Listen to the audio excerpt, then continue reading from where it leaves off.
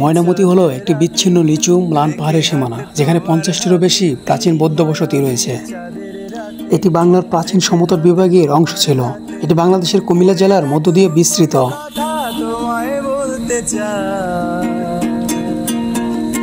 শুনতে চাই কিন্তু তারপরে আর গানের কথা মনে নাই।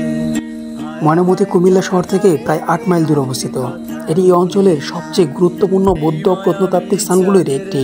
এটি কুমিল্লা সেনানিবাসের কাছাকাছি অবস্থিত এবং রয়েছে সুন্দর একটি কবরস্থান।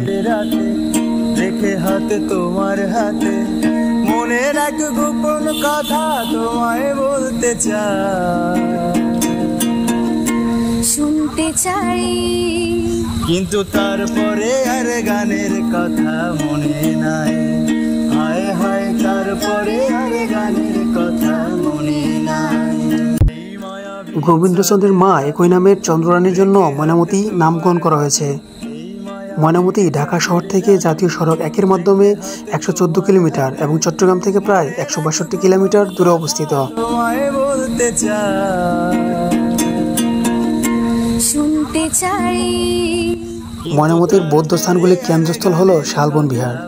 প্রায় মাঝখানে ময়নামতির লালমাই পাহাড়শ্রেণীতে 115টি কক্ষ রয়েছে। একটি প্রশস্ত উঠানের চারপাশ কেন্দ্রে একটি ক্রুসিফর মন্দিরের চারপাশে নির্মিত একমাত্র প্রবেশপথের মুখোমুখি।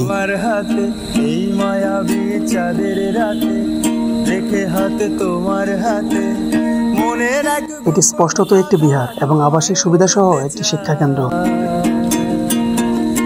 শুনতে চাই কিন্তু তারপরে আর গানের কথা মনে নাই। হায় হায় তারপরে আর গানের